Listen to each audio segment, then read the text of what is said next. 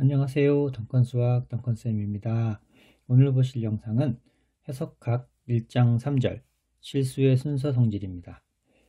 최공리를 만족하는 실수의 집합 R 위에 두 원소 사이의 대서관계를 정의해주는 순서 공리에 대해서 일단 먼저 알아보겠습니다. 순서 공리, 실수의 집합 R 위에서의 관계, 기호로는 이렇게 나타내겠습니다.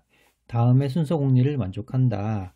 첫 번째, 임의의 두 실수 A, B에 대하여 1번, 2번, 3번 중에 어느 하나만, 딱 하나만 성립해야 한다는 것이 공리입니다. 즉, A와 B가 같거나 또는 A가 B보다 작거나 또는 B가 A보다 작거나. 두 번째, 임의의 실수 A, B에 대하여 A가 양수이고 B가 양수라면 그 양수끼리 더한 결과도 양수이고 양수끼리 곱한 결과도 양수이다. 세 번째, 임의 실수 A, B, C에 대하여 A가 B보다 작다면 양변에 어떠한 실수를 더해도 그 부등호의 방향은 그대로이다. 세 번째입니다. 또한 이 두 번째 공리로 다시 돌아가서 두 번째 공리를 이렇게 또 해석할 수도 있겠습니다. 어떤 부등식이 주어져 있는데 그 양변에 양수인 B를 곱하더라도 그 부등호의 방향이 그대로이다 라고도 해석할 수도 있겠습니다. 자, 그러면 이제 순서 공리를 알아봤고요. 정의를 한 가지 해보겠습니다. 여기서 정의는 임의의 실수 A, B에 대하여 A 빼기 B가 양수이면 A는 B보다 크다 라고 정의를 하고, 또 A 빼기 B가 음수이면 A는 B보다 작다 라고 정의를 합니다. 또 이렇게도 써볼 수 있겠습니다. 임의의 실수 A, B에 대하여 A 빼기 B가 양수라고 한다면 이것과 동치인 것은 A가 B보다 크다. 또 A 빼기 B가 음수라면 이것과 동치인 것은 A가 B보다 작다. 또 마찬가지로 A가 B보다 같거나 작다의 동치는 A가 B와 같거나 또는 A가 B보다 작거나 둘 중에 하나입니다. 또 A가 B보다 같거나 크다와 동치는 A가 B보다 같거나 A가 B보다 크다. 이렇게 정의를 하겠습니다. 자, 그럼 위에서 살펴본 순서 공리와 정의 1.8에 의해서 후속으로 따라 나오는 성질들을 정리를 통해서 좀 알아보겠습니다. 우선 정리 1.9, 임의의 실수 A에 대하여 A가 양수이면 마이너스 A는 음수이고 A가 음수이면 마이너스 N이 양수이다. 네, 여기서 마이너스 A라는 것은 사실 A의 덧셈에 관한 역원이라고도 볼 수 있겠습니다. 자, 증명을 해보겠습니다. A가 실수이다. A가 실수이면 덧셈에 관한 역원인 마이너스 A가 실수 안에 존재를 해야 합니다. 자, 그러면 지금 원래 주어진 A가 양수이다 라는 이 부등식의 양변에 실수 마이너스 A를 더해 보겠습니다. 자, 그럼에도 불구하고 부등호가 바뀌지 않는다라고 위에 공리에서 얘기했죠. 공리 세 번째, 어떤 부등식이 있는데 양변에 어떠한 실수를 더하더라도 부등호 방향은 그대로이다. 세 번째 공리입니다.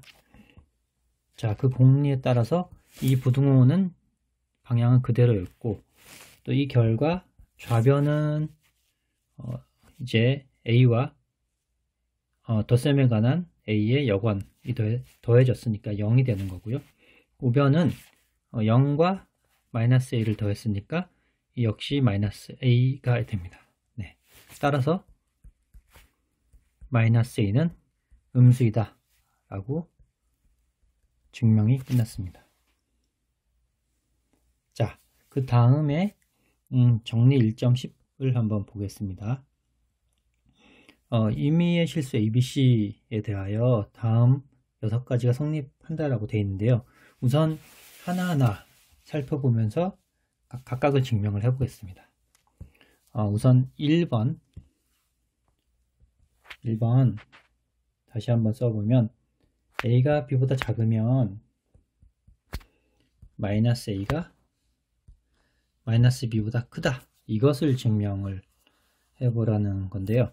자, 증명을 해보겠습니다. 증명. 우선 주어진 부등식이 A보다 B가 크다 라고 되어 있습니다. 그럼 양변에 A가 실수면 마이너스 A가 실수에도 존재를 해야 됩니다. 그리고 마이너스 B 역시 실수로서 존재해야 하는 거고요. 양변에 마이너스 A와 마이너스 B를 더해도 부등호의 방향이 변하지 않는다. 공리 세 번째가 있었죠. 자, 그러면 이 부분과 이 부분이 서로 덧셈에 관한 여건 관계입니다. 그러면 이제 0이 되는 거고요. 0 더하기 마이너스 B, 마찬가지로 덧셈에 관한 여건이죠. 이렇게 되는 거고, 0 더하기 실수는 이렇게 되겠습니다. 네, 다시 한번 쓰면 마이너스 A가 마이너스 B보다 크다. 이 증명이 끝났습니다. 자, 그럼 두 번째 명제를 한번 보겠습니다. 두 번째, A가 B보다 작고 또 B가 C보다 작다면 A가 C보다 작다. 이거는 일종의 부등식에 있어서 3단 문법이라고도 볼 수 있는데요. 자, 이것을 증명을 한번 해보겠습니다. 증명. 우선 A가 B보다 작다라고 했기 때문에 이것과 동치인 것은 B 빼기 A가 0보다 크다 입니다. 위에 정의에서 이것을 저희가 살펴봤죠. 자, 여기 있습니다. 자, A가 B보다 크다는 것은 A 빼기 B가 0보다 크다라고 정의를 했습니다. 이것을 사용했고요. 또한 마찬가지로 B가 C보다 작다는 같은 정의를 이용해서 C 빼기 B가 0보다 크다와 동치입니다. 이 부분은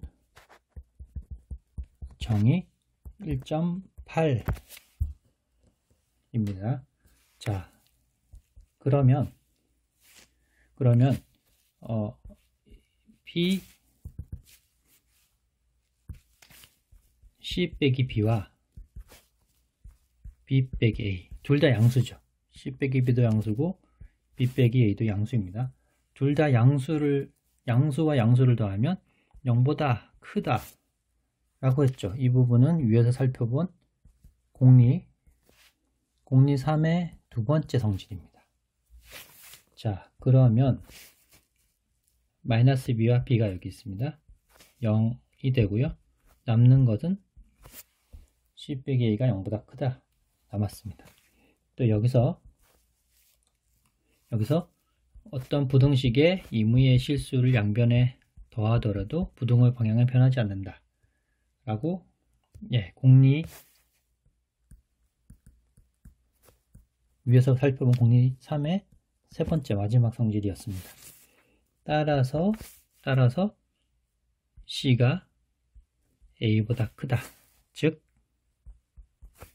A가 C보다 작다를 증명을 했습니다. 자, 그리고 세 번째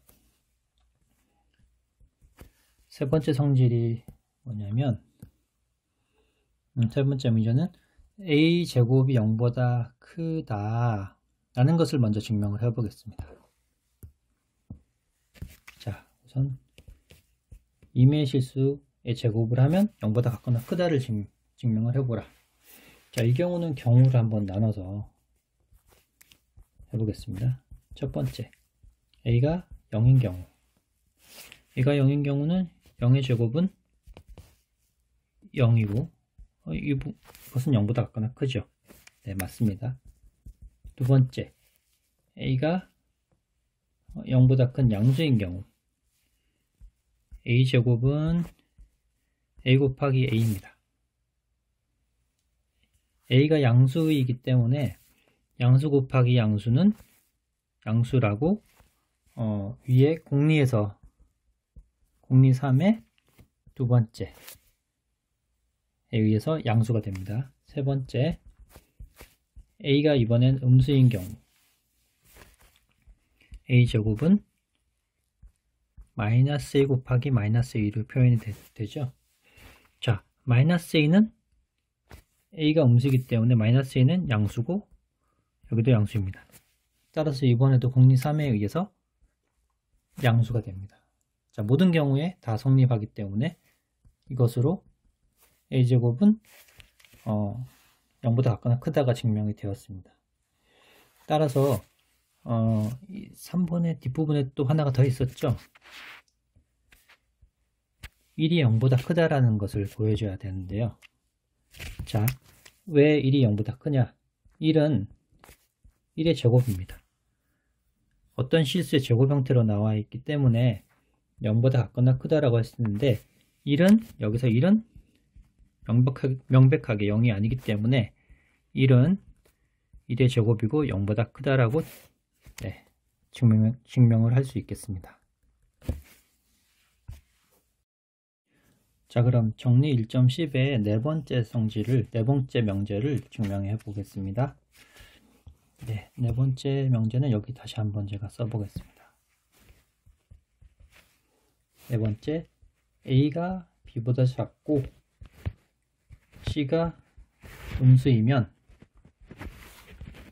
A 곱하기 C는 B 곱하기 C보다 크다.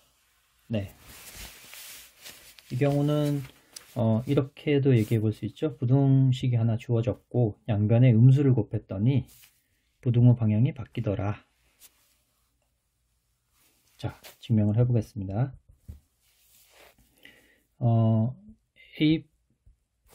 A가 B보다 작기 때문에 B 빼기 A가 0보다 큽니다. 이 부분은 앞에 정의 1.8에서 나왔었죠. 그리고 마이너스 C가 0보다 큽니다. 이 부분은 좀 전에 증명한 정리 1.9에서 증명을 했습니다. 여기는 정의 1.8입니다. 자, 그러면 이 두 가지 사실에 의해서 둘 다 양수이기 때문에 양수끼리 곱하면 양수입니다. 즉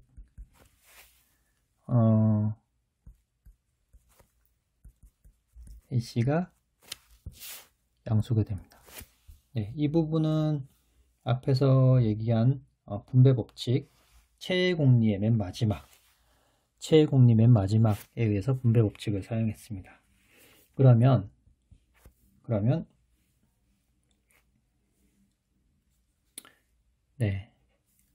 양변에 BC를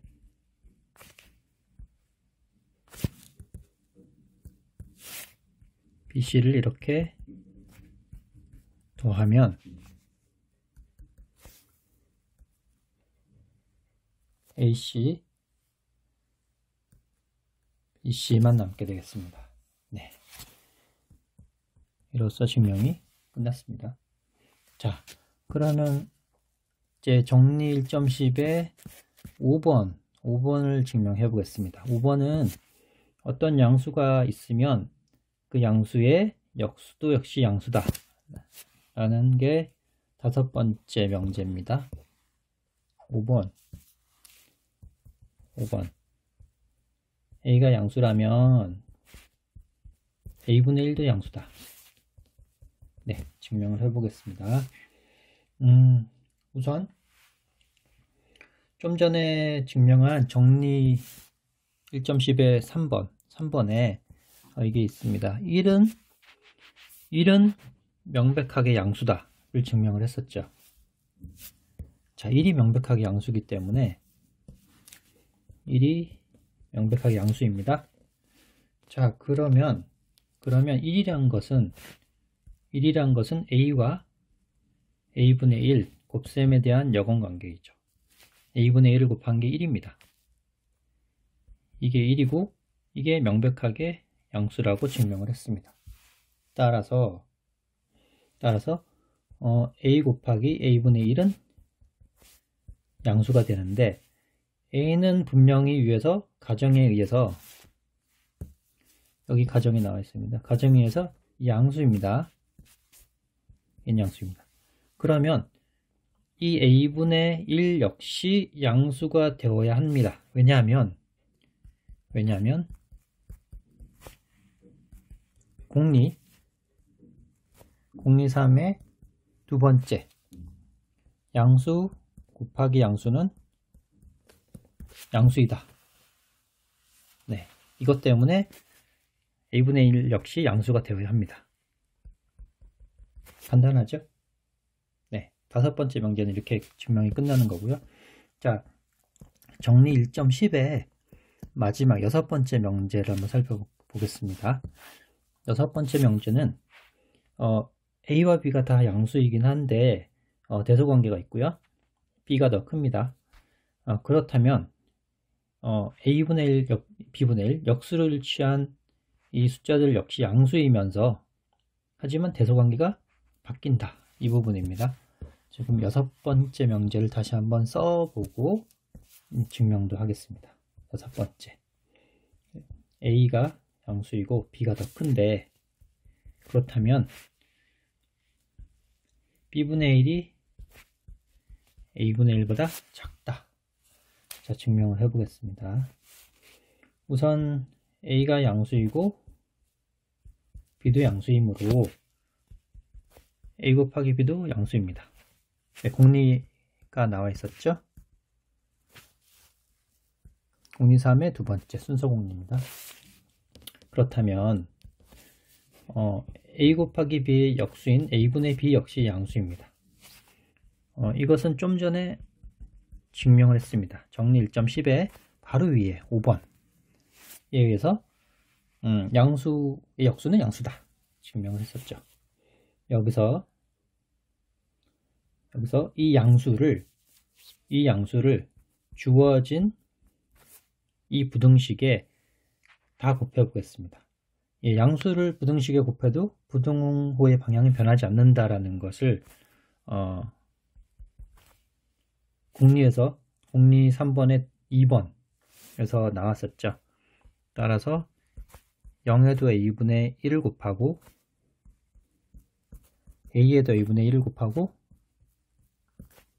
B에도 A분의 1을 곱해 봅니다. 부등호는 방향은 그대로입니다. 자, 그러면 0이 되고 B분의 1이 되고 A분의 1이 됩니다.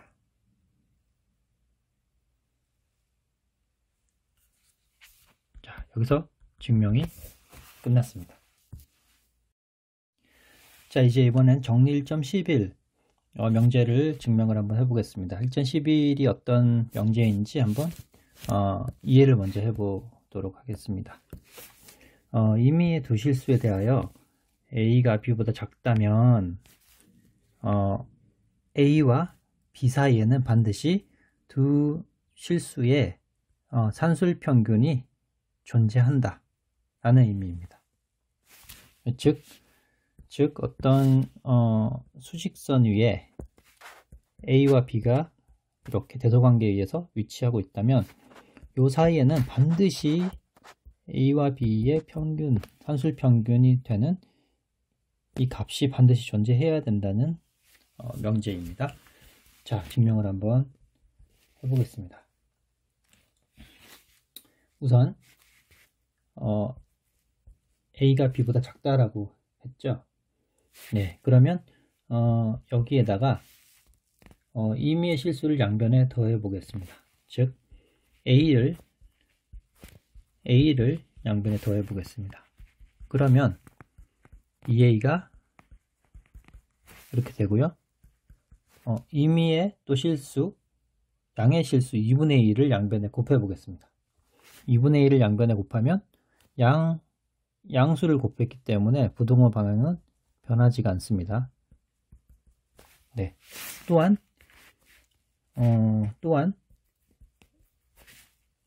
A가 B보다 작기 때문에 또 마찬가지로 임의의 실수를 양변에 또 더해 보겠습니다. 양변에 이번에는 실수 B를 더해 보겠습니다. 자, 이렇게 되면 A 더하기 B가 B보다 작다. 이번에도 마찬가지로 양수인 2분의 1을 양변에 곱해 보겠습니다. 네. 자, 이 두 가지 사실로 의해서 A는 B, 이 부등식이 완성이 되겠습니다. 자, 다음 따름 정리 1.12를 한번 보겠습니다. 따름 정리라고 하는 것은 정리 1.12에 증명한 그 결과로서 좀 더 바로 간단하게 증명이 가능한 그런 증명이어서 그런 명제여서 따름 정리라고 이름을 붙였습니다. 자, 이번에도 증명을 한번 해보겠습니다. A가 양수입니다. 따라서 양변에 2분의 1을 양수 2분의 1을 곱하더라도 부등호의 방향은 변하지 않습니다. 즉 만족하고요. 또 기존의 부등식에 양변에 임의의 실수를 더해도 임의의 실수 A를 더해도 부등호의 방향은 변하지가 않습니다. 그리고 양변에 또 양수 2분의 1을 곱하더라도 부등호의 방향은 변하지가 않습니다. 네, 이 두 가지에 의해서 0이 2분의 1보다 작고 A가 2분의 A보다 크게 됩니다. 자, 간단하게 증명이 끝났죠. 자, 그럼 이번에는 정의를 하나 보고 넘어가겠습니다. 이 정의가 뭐냐면 절대값에 관한 정의입니다.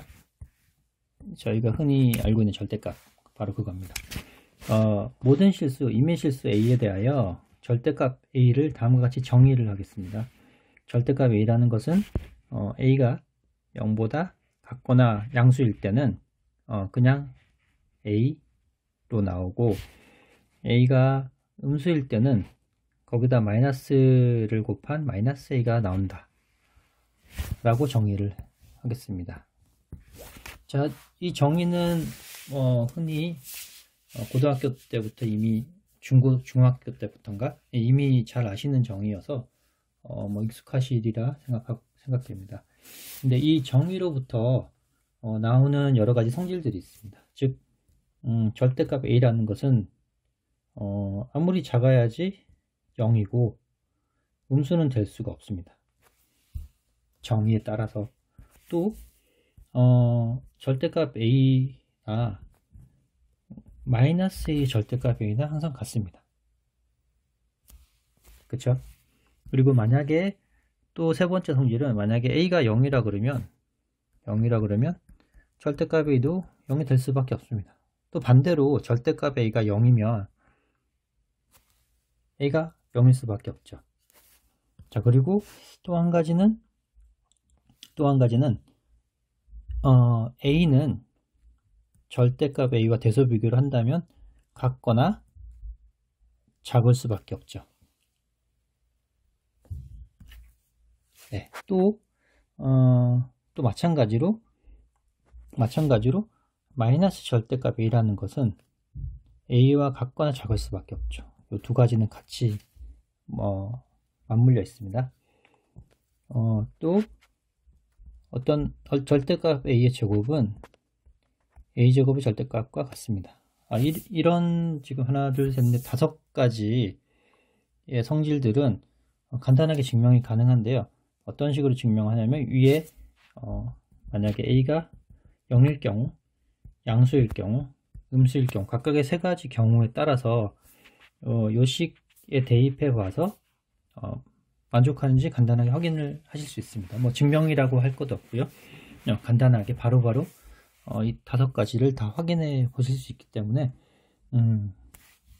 그 부분은 뭐 각자 확인해 보시고 넘어가겠습니다. 자, 그 다음에 정리 1.14를 한번 증명을 해 보겠는데요. 좀 전에 절대값에 대해서 정리를 하였고 그 정의를 활용한 여러가지 대소관계 관련된 그런 정리들이 지금 쭉 나오게 될 텐데, 그 중에 처음이 이제 정리 1.14가 되겠습니다. 자, 정리 1.14는 우선 3가지의 명제가 있습니다. 임의의 실수 AB에 대하여 첫 번째, A 곱하기 B의 절대값은 각각의 절대값의 곱과 같다. 우선 1번부터 증명을 해 보겠습니다. 1번. 우선 조금 전에 저희가 그 절대값 정의에서 살펴본 바와 같이 어떤 수의 절대값의 제곱은 어떤 수의 제곱과 같습니다. 네, 따라서 이 사실로부터 어떤 수의 절대값의 제곱은 어떤 수의 제곱과 같습니다. 이 부분은 a 곱하기 b, a 곱하기 b로 나타낼 수 있고, 또 이것은 a제곱 곱하기 b제곱으로 나타낼 수 있습니다. 또다시 첫 번째 여기 이 성질을 이용해서 절대값의 제곱 곱하기 b의 절대값의 제곱이라고 나타낼 수 있고요. 네, 이 부분은 a 절대값, b 절대값 전체 제곱으로 나타낼 수 있습니다. 네, 따라서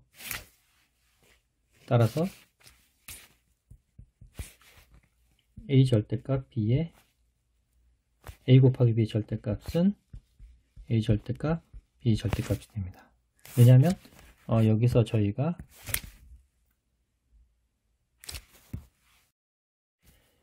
a 곱하기 b 자체가 양수인데 그것의 제곱과 또한 a 절대값 곱하기 b 절대값이 양수이죠. 양수의 제곱과 같다고 했으니 양수의 제곱과 양수의 제곱이 같다라고 하는 말은 원래 그 전에 양수끼리도 같다는 말과 같습니다.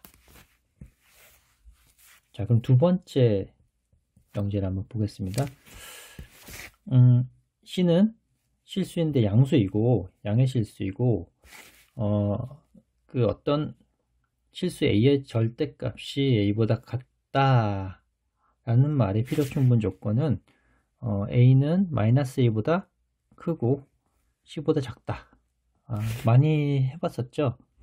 이 부등식과 이 부등식은 사실 필요충분 조건 동치입니다. 네, 증명을 한번 해보겠습니다. C는 일단 실수이고 양수입니다. 그러면 A가 절대값 A가 C보다 같거나 작으면 A는 마이너스 C와 C 사이에 있게 된다. 네, 증명. 우선 절대값 A의 정의에 따라서 A가 양수이면 그대로고 a가 음수라면 마이너스 a가 됩니다. 정의에 따라. 즉 절대값 a가 c보다 작다라는 이 말은 무슨 말과 동치냐면 a가 c보다 작고 그리고 마이너스 a 역시 c보다 작아야 됩니다. 네. 이 절대값 a가 될 수 있는 값이 a가 될 수도 있고 또는 상황에 따라 마이너스 a가 될 수도 있죠. 근데 어찌됐거나 둘 다 c보다 작으면 이 부등식이 성립을 하게 되어 있습니다. 또 이 말은 어떤 말과 동치냐? a가 c보다 작고 그리고 a가 마이너스 c보다 큽니다. 네, 이 말은 또 무슨 말과 동치냐면 a가 마이너스 c보다 크고 c보다 작다와 동치입니다. 네, 증명이 끝났습니다. 네, 그럼 정리 1.14의 세 번째 명제를 한번 증명을 해보겠습니다.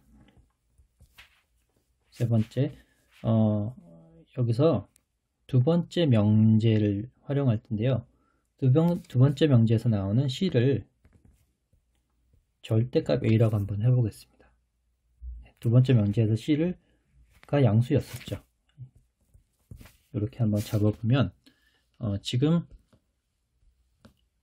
절대값 a가 c보다 작았기 때문에 마이너스 c a c라는 저희가 결론을 도출했었죠. 따라서 c 대신에 절대값 a를 대체한다면 이렇게 간단히 결론을 도출할 수 있겠습니다. 자, 이번에는 정리 1.15 흔히 저희가 얘기하는 삼각부등식을 증명을 해볼 텐데요. 삼각부등식은 다양한 수학에서 많이 활용도 되고 또 증명도 되어 왔었죠. 네, 삼각부등식 증명하는 방법은 여러 가지나 여기서는 한번 나름 증명을 해보겠습니다. 네, 증명. 우선 a 더하기 b의 절대값을 제곱을 한번 해보겠습니다. 이 말은 어떤 실수의 절대값 제곱은 어떤 실수의 제곱과 같습니다. 위에서 저희가 살펴본 것은 어디서 살펴봤냐면 여기 절대값 정의에서 여기 나오죠. 맨 마지막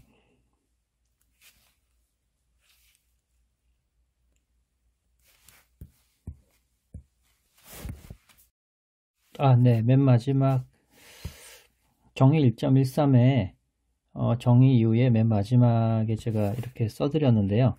결국 이 말은 a제곱과 같다라는 말과 동치입니다. 즉 저희가 이 사실을 활용해서 정리 1.15 삼각부등식을 증명을 해보겠습니다. 자, 그 정리 성질을 이용하면 이렇게 되고요. 그 다음은 간단하게 전개를 해서 되겠습니다. 이 사실은 결국 이 성질을 이용했죠. 또한 부등식을 사용할 텐데요. a 절대값, b 절대값 작습니다. 왜냐하면 이 부분은 어떤 실수는 그 실수의 절대값보다 작습니다. 이것은 좀 전에 증명한 것 같이 각각의 절대값과 같죠. 네, 그러면 이 사실 때문에 a 곱하기 b가 a 절대값 곱하기 b 절대값보다 같거나 작게 됩니다. 네, 그러면 이것은 a 절대값과 A의 절대값의 제곱과 같게 되는 거고요. 따라서 이제 살펴보면 어떤 양수의 제곱과 어떤 양수의 제곱에 부등식이 성립하니 결국 어떤 양수는 이 양수보다 같거나 작다가 증명이 되었습니다. 자, 그럼 따름 정리 1.16 이제 저희가 삼각부등식을 이제 증명을 했기 때문에 그것을 이용해서 좀 더 다양한 형태의 삼각부등식을 증명을 해 보겠습니다. 이제 살펴보면 어떤 임의실수 ABC에 대하여 첫 번째 이런 부등식이 성립한다 라고 했는데요. 우선 1번부터 먼저 이 식이 성립하도록 증명을 해 보겠습니다. 자, 우선 절대값 A라는 것은 A 빼기 B 더하기 B라고도 쓸 수 있습니다. 그러면 좀 전에 증명했던 삼각부등식에 의해서 이 부분과 이 부분 나눠서 삼각부등식이 성립합니다. 마찬가지로 B 또한 이런 식으로 쓸 수 있고 삼각부등식에 의해서 B 빼기 A와 A를 쓸 수 있습니다. 자, 그럼 이 두 가지 사실로부터 첫 번째 식의 요 절대값 B를 뭐 왼쪽으로 이항한다고 생각하셔도 되고 절대값 B의 덧셈에 대한 역원을 양변에 더한다고 생각하셔도 되겠습니다. 그러면 요 식이 하나가 나오고 또한 두 번째 식에서도 절대값 B 빼기 A를 이제 좌변으로 이항하고 절대값 B를 우변으로 이항을 해서 다시 한번 정리하면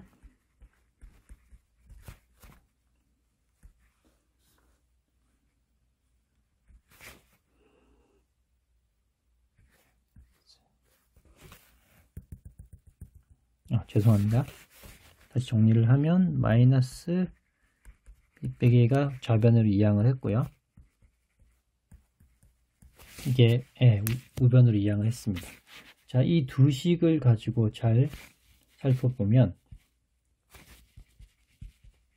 B가 절대값 A, 절대값 B보다 작고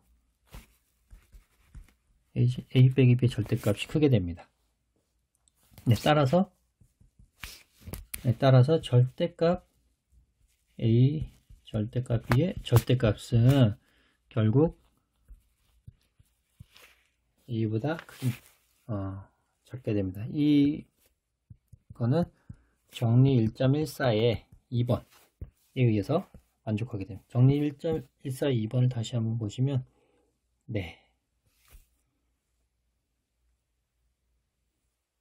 이 2번 두 번째 성질을 이용을 해서 활용을 해서 이 마지막 식을 도출했습니다. 자, 그러면 우선은 요 부분은 요만큼만 증명을 했습니다. 증명을 하게 된 겁니다. 그러면 나머지 요 부분도 마저 증명을 해야지 1번 부등식에 대한 증명이 끝나게 됩니다. 자, 마저 요 부분을 증명을 한번 해보겠습니다. 자, 그러면 A 빼기 B라는 것은 이 절대값은 A의 마이너스 B의 절대값과 같고요. 이 경우 삼각부등식에 의해서 이렇게 쓸 수 있겠습니다. 그런데 이것은 이것과 동일하죠.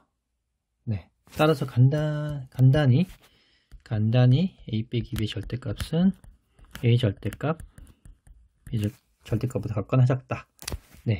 이 부분이 증명이 되었습니다.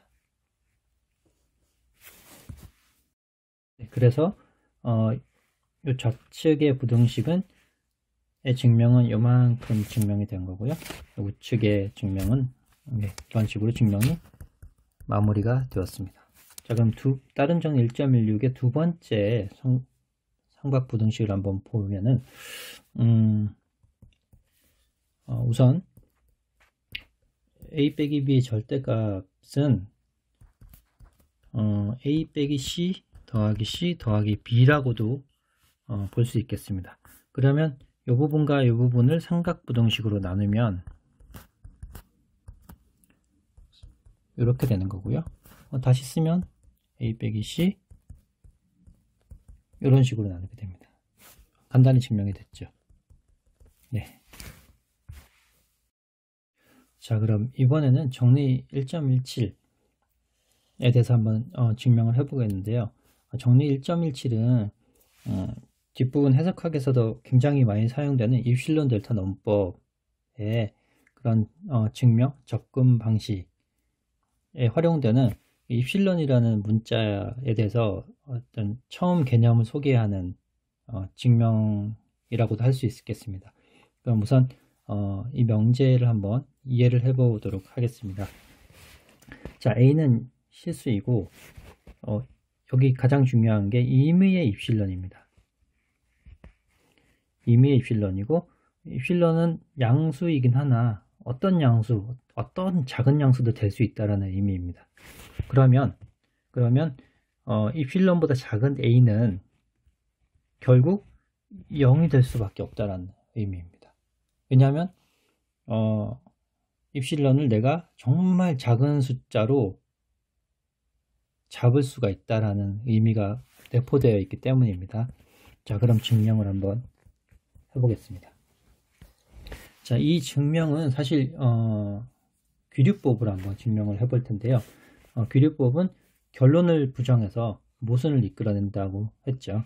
자, 그럼 결론인 A가 0이다 라는 것을 한번 부정을 해보겠습니다. A가 0이 아니다.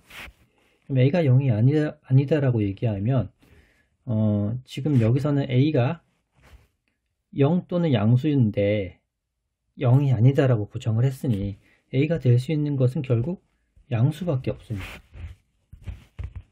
그러면 저희가 위에서 본 정리 1.12였죠. 1.12에 의해서 양수인 A와 0 사이에는 2분의 A라는 또 다른 양수가 반드시 있습니다. 그것은 정리 1.12에서 저희가 증명을 했습니다. 자, 그러면 여기서 이 입실론은 임의의 양수가 될 수 있다고 했죠. 그러면 어떤 양수건 입실론을 가져도 괜찮습니다. 그러면 그 양수를 그럼 2분의 A라고 한번 정해보죠. 왜냐하면 입실론은 어떤 양수건 될 수 있기 때문에. 자, 그렇다면 입실론이 2분의 A이기 때문에 입실론이 되고 A가 됩니다. 그런데 지금 모순이 됐죠. 어디에 모순이냐면 A보다 입실론이 사실 앞에서 크다고 했습니다. 여기 가정에 A가 입실론보다 작다라고 되어 있는데, 이제 도출한 모순은 입실론이 A보다 작다라고 되어 있죠. 이게 모순이 되었습니다. 따라서 결론을 부정했던 게 잘못된 부정이었고 A가 0일 수밖에 없다라는 결론에 다시 도달하게 되는 것입니다. 자, 그러면 다음 1.18 따름 정리를 한번 보겠습니다. 이 경우도 극한에서 입실론 델타 논법으로 많이 활용된 형태이고요. 나중에 극한의 연속이나 아니면 극한의 정의, 함수의 연속 이런 쪽에서 많이 활용되기 때문에 따름 정리 1.18도 역시 잘 보고 넘어가시면 좋겠습니다.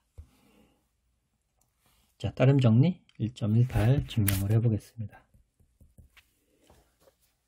우선 여기서도 임의의 양의 입실론이라고 되어 있죠. 그렇기 때문에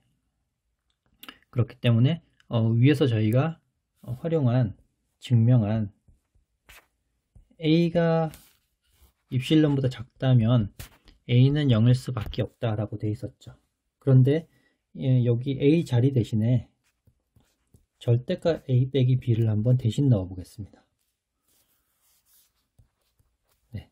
그러면 이 가정과 일치하죠.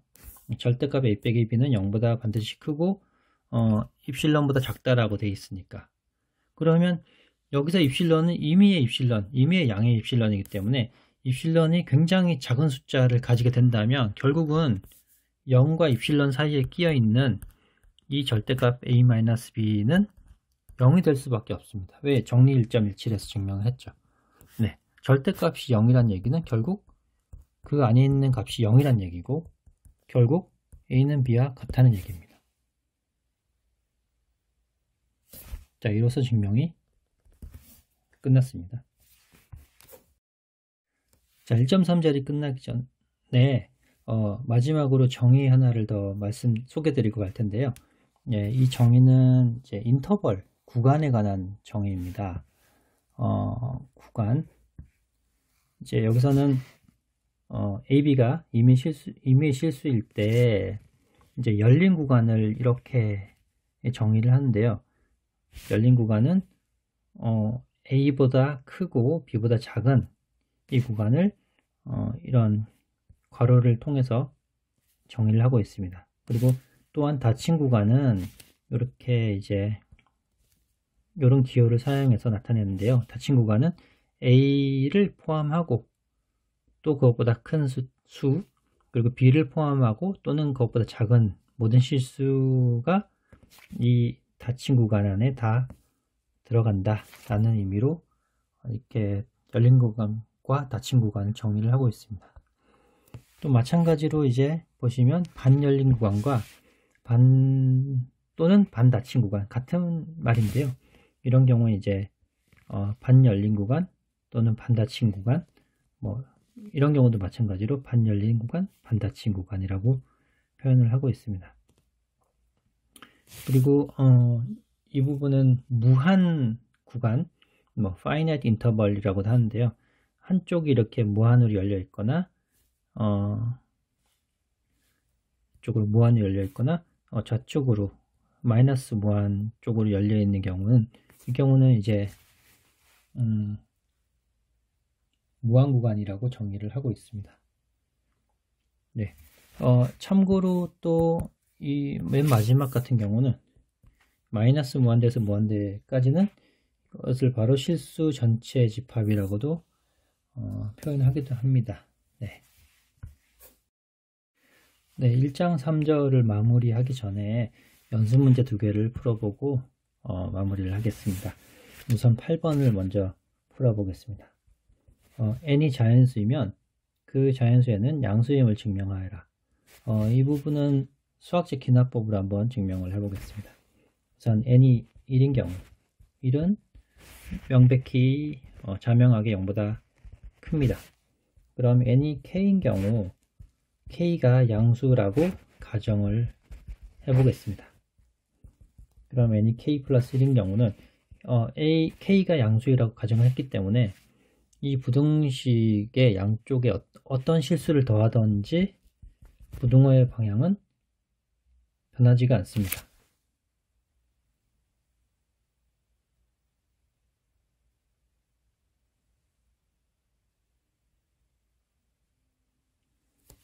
그러면 자, k 더하기 1은 명백하게 1보다 크고 1은 0보다 크게 되어 있습니다. 따라서 k 더하기 1은 0보다 큽니다.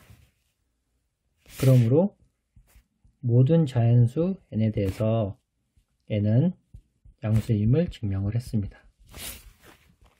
자, 다음은 연습 문제 4번을 한번 보겠습니다. 자, 연습 문제 4번 4가지 문제가 있는데요. 1번부터 차례로 한번 해보겠습니다. A가 B보다 크고 C가 D보다 크면 A 더하기 C가 B 더하기 D보다 크다. 네, 증명을 해보겠습니다.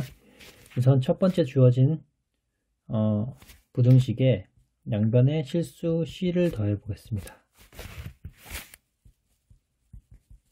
또한 두 번째 주어진 부등식의 양변에 b를 더해 보겠습니다. 네, 따라서 a 더하기 c는 b 더하기 c보다 크고 b 더하기 c는 b 더하기 d보다 크기 때문에 a 더하기 c는 b 더하기 d보다 큽니다.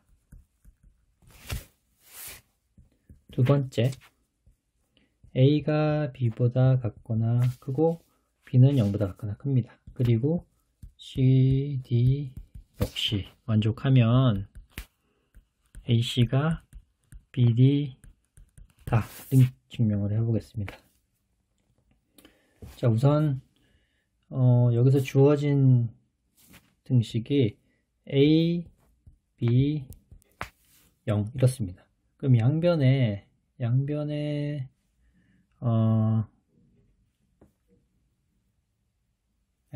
c를 먼저 한번 곱해 보겠습니다. 여기서 양변에 c를 곱하면 a 곱하기 c, b 곱하기 c, 0. 또 왜냐하면 c가 여기서 0보다 같거나 크기 때문에 부등호 방향이 변하지가 않죠. 또한 두 번째 주어진 부등식 양변에 b를 한번 곱해 보겠습니다. bc, bd, 0. 이 경우도 b가 0보다 같거나 크기 때문에 부등호 방향이 변하지가 않습니다. 따라서 두 가지를 보시면 AC가 BC보다 크고 BC가 BD보다 큽니다. 네. 따라서 AC가 BD보다 크고 BD는 0보다 같거나 크게 됩니다. 네. 증명이 됐습니다. 그럼 세 번째를 증명을 해보겠습니다. A와 B가 모두 양수이고 A제곱이 B제곱보다 크다면 A가 B보다 크다. 네, 이 경우는 자, 그러면 주어진 조건이 A제곱 빼기 B제곱과 0보다 크다. 이것과 동치입니다. 그러면 이것은 A 더하기 B, A 빼기 B로 인수분해가 되고요. 그런데 잘 살펴보면 A와 B가 양수이기 때문에 A 더하기 B도 양수입니다. 그런데 이 전체 곱한 게 양수이기 때문에 A 빼기 B 역시 양수일 수밖에 없습니다. 공리에서 나왔었죠. 아까 순서 공리에서. 이것과 동치는 A가 B보다 크다 입니다. 네, 간단히 증명이 됐죠. 마지막 연습문제 4번의 마지막 4번을 한번 다시 써보고 증명을 해보겠습니다. 4번은 A는 양수이고 A 곱하기 B가 A 곱하기 C보다 같거나 크다면 B는 C보다 크다. 이것을 증명을 하라는 것인데요. 자, 우선 A가 양수라는 얘기는 A분의 1 또한 양수입니다. 주어진 AB가 AC보다 크다 의 양변에 양수인 A분의 1을 곱해 보겠습니다. 양수니까 부등의 방향은 변하지가 않습니다. 좌변은 B만 남게 되고요. 우변은 C만 남게 됩니다. 증명이 끝났습니다. 자, 오늘 영상 좀 길었는데요. 어떻게 보셨나요? 오늘은 해석학 1장 3절 실수의 순서 성질에 대해서 소개를 드렸고요.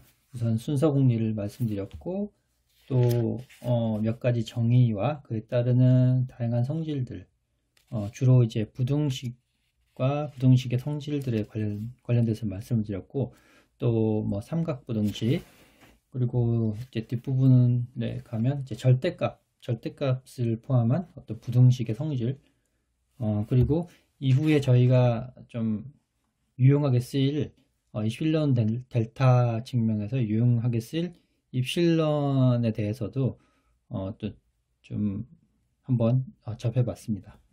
자, 그리고 마지막으로 연습 문제도 2개 풀어보았는데요. 자, 오늘 영상이 도움이 되셨다면 구독과 좋아요 부탁드립니다. 감사합니다.